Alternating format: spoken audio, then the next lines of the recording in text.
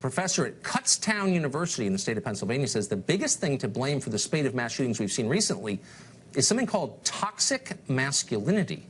Colleen Clemens teaches women's and gender studies, needless to say, and shortly after the Sutherland Springs shootings tweeted this, quote, "Toxic masculinity is killing everyone. Repeat, toxic masculinity is killing everyone. Repeat, toxic masculinity is killing everyone. Repeat." We could go on, but there are only a certain number of characters allowed in a tweet.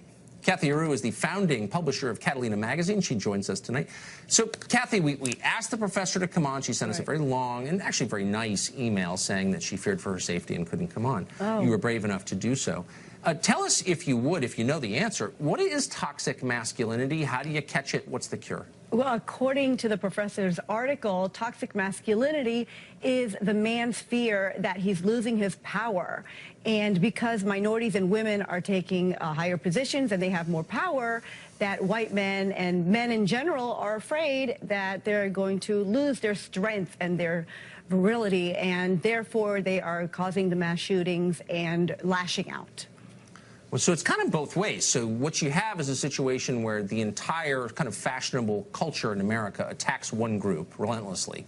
And then if they don't like it, that's a problem too. And then if there's a shooting committed by someone who looks that way, that's the result of them. I mean, this is kind of a nonsense theory, isn't it? Maybe the guy committed a mass shooting because he was crazy or he had some kind of other animus. Does it have to be because of his gender? Yes. I mean, if you look at it, yes, men are more violent than women. Of the mass shootings we've had in the last 25 years, 88 have been by men, 2 have been by women. So we definitely have a problem with men in this country. Men are committing the murders. Okay, well that is true. Of course, men commit the overwhelming majority of violent crimes. But I thought men and women were exactly the same. I mean, I'm kind of losing track of my feminist orthodoxies here, and I think some of them may be on a collision course about to hit each other. So men and women are exactly the same. You can transition from one to the other by snapping your fingers, and everyone has to believe that that's real. But they're totally different, which is true. Women are better, unfortunately. We are not the murderers of our society. We are not committing the crimes. We commit less than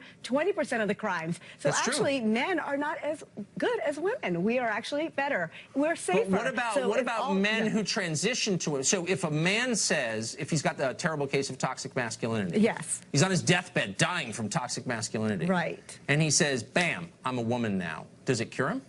Well, I would hope so. He would be the better gender. So I would hope so. Okay. Does any of this strike you as nuts, or are you actually kind of tracking with this and nodding in agreement? No, I completely agree. If you look at it, it doesn't matter what race they are, doesn't matter where they're from, doesn't matter what country. Men are committing most of the crimes and most of the murders. There is a problem with men. And no one can quite figure it out. Is it the testosterone? Is it that they feel less empowered? Are the minorities, are the women taking over too much and they are afraid of this? Is there an upside to masculinity? Like, so let's say a hostile power tries to invade the country and, you know, burn your house and kill the livestock and carry your women off over their shoulder or whatever. That's the point when you'd want to have some toxic masculinity around, right? Actually, it's funny. I actually have 2 cadets from West Point in my studio right now watching. And I asked them in the commercial break, I hope you guys have a lot of toxic masculinity, because the whole point is to go kill people in order to protect us. That's a good use of toxic masculinity. Well, right. Her article said that not all men suffer from this. So she did say that in her article, and Ms. Clemens, the professor, said in her article, but the men that do have it are dangerous, and these are the ones committing the crimes. So, yeah, it's wonderful that we have these guys that are protecting our country, these wonderful men and women who are protecting our country.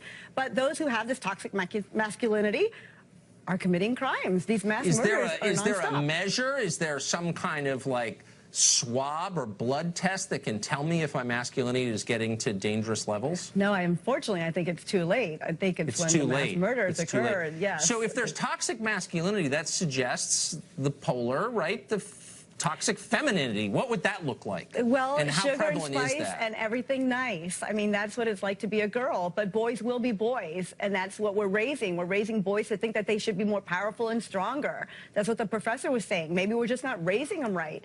Why are women supposed to be nonviolent? Okay, but is there such a thing as toxic femininity? No. Can you be too you can be way too masculine. We do no wrong. But you can't Women be do too no feminine. wrong. The numbers prove it. The statistics prove it. Women do not do wrong. That doesn't sound like feminism to me exactly. What? That sounds like kind of the 19th century understanding of women. No, it's just the fact. You're women confusing are me responsible. here. Women are responsible. We're not killing. We're not committing crimes. We're just the smarter gender. Let me ask you one last question. Yeah. If men are this huge problem and they're like overbearing and they're just too masculine, then why does every measure show that young women are outstripping young men in achievement? They graduate from college in much higher numbers. They get high school too. They make a little more for their first jobs. They kill themselves less. They die less often from drug ODs.